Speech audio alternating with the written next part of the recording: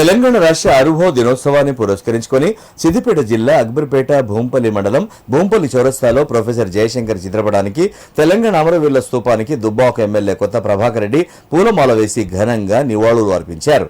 ఈ సందర్భంగా ఎమ్మెల్యే మాట్లాడుతూ ప్రత్యేక తెలంగాణ సాధన కోసం ఎన్నో త్యాగాలు చేసిన అమరవీరుల సేవలను తెలంగాణ సమాజం ఎప్పటికీ మరవదన్నారు.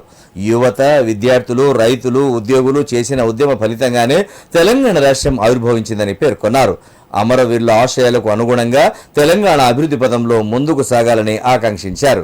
ఈ కార్యక్రమంలో మాజీ జెడ్పీటీసీ రవీందర్ రెడ్డి, బీఆర్ఎస్ శాసన నాయకులు కొత్త కిషన్ రెడ్డి, ప్రజాప్రతినిధులు, పార్టీ నాయకులు, కార్యకర్తలు పాల్గొన్నారు.